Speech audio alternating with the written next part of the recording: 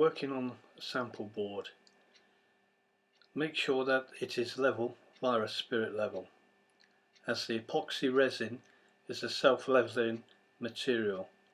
Therefore, if it's at a slant, this is the direction the material will follow. Here we're using a 2-pack epoxy, and the 4 common mistakes: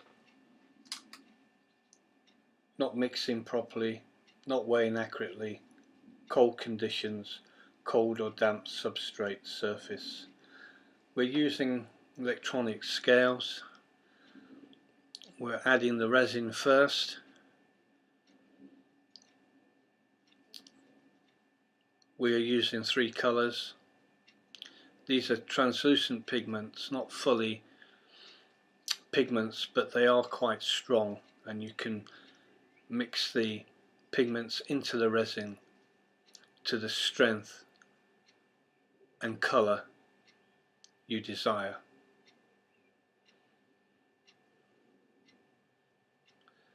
The sample board has already been prepared, and to receive the epoxy coating has been lightly rubbed down and cleaned off.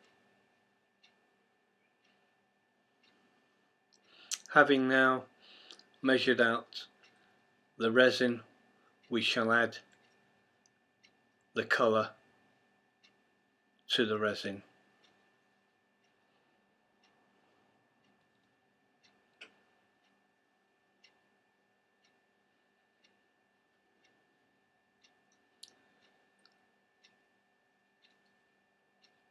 Make sure you stir thoroughly.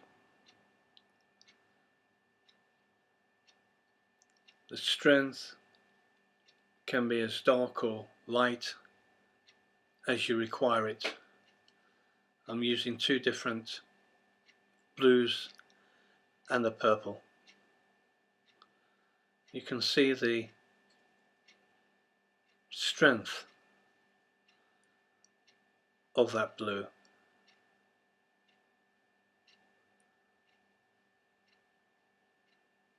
Now we shall add the purple colour.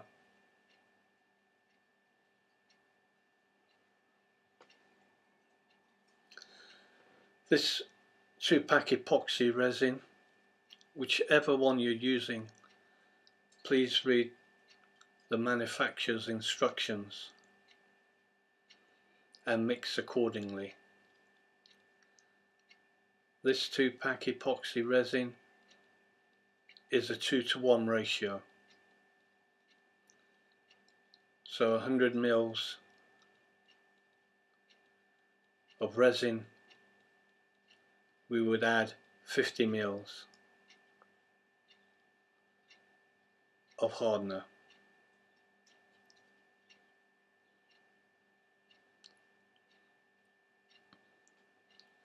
Once we have mixed our colours in the resin, we shall put it back on the pots, back on to the scales, and measure for the hardener, which will be 50% of the volume that is in the cup. And we will stir vigorously for about 30 seconds to a minute. This is not, we're not mixing a lot of material here, we're not mixing for a floor area, we're just doing some sample boards, and the quantities are quite small.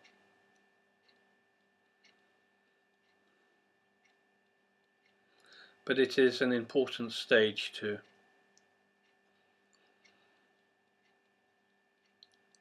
have the mixing done correctly.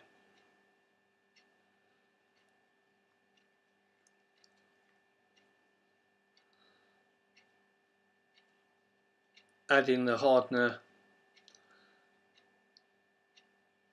I don't look for a total exact quantity. In fact, I add the hardener a little bit less to give me more time to play with the material. As soon as the hardener hits the resin, the clock starts ticking down. On this material it's 40 minutes. Thank you.